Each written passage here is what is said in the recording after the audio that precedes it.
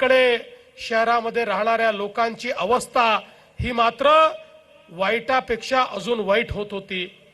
70 वर्षानंतर या देशामध्ये पहिल्यांदा 2014 साली माननीय नरेंद्र मोदीजी यांचं सरकार आलं आणि मोदीजींनी सांगितलं भारत जसा गावात राहतो तसा भारत शहरामध्ये राहतो, गावांचा विकास करावा लागेल, शहरांचाही विकास करावा लागेल। शहरामध्ये येणारा गरीब, शहरातला मध्यमवर्गीय अन्न वस्त्र निवाऱ्याकरता, शिक्षण आरोग्य रोजगाराकरता, मनोरंजनाकरता लोक हे शहरामध्ये आलेले आहेत, त्यांच्याही व्यवस्था कराव्या लागतील। मोदीजींनी सांगितलं देशाचा 65% जीडीपी हा शहरामध्ये तयार होतो। शिक्षण, आरोग्य आणि रोजगाराच्या संधी या शहरामध्ये तयार होतात आणि म्हणून आपली शहरं चांगली झाली पाहिजेत। याकरता पहिल्यांदा या देशामध्ये मोदीजी असे प्रधानमंत्री निघाले की ज्यांनी शहराकरता योजना सुरू केल्या। स्मार्ट सिटीची योजना, अमृत शहरांची योजना, स्वच्छ भारत शहर योजना, प्रधानमंत्री आवास योजना, शहर योजना, वेगवेगळ्या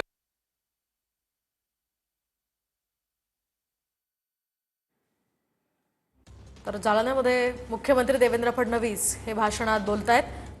राज्यातील नागरिक क्षेत्राच्या निवडणुका सध्या सुरू आहेत आणि 70 वर्षांमध्ये शहरातील लोकांचे प्रचंड हाल झालेत असं सुद्धा फडणवीस यावेळी म्हणालेत। यासह गावांसोबतच शहरांचाही विकास महत्त्वाचा असल्याचं भाषणात मुख्यमंत्री म्हणालेत। मोदी सत्तेत आल्यानंतर शहरांचा विकास झाल्याचं यावेळी ते म्हणालेत। शहरं विकसित झाली पाहिजेत म्हणूनच मोदींनी योजना सुरू केलेल्या आहेत असंही मुख्यमंत्री देवेंद्र फडणवीस या भाषणात म्हणालेले आहेत।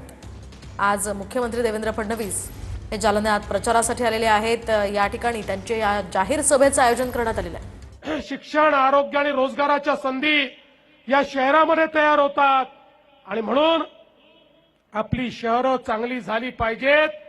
याकरता पहिल्यांदा या देशामध्ये मोदीजी असे प्रधानमंत्री निघाले की ज्यांनी शहराकरता योजना सुरू केल्या।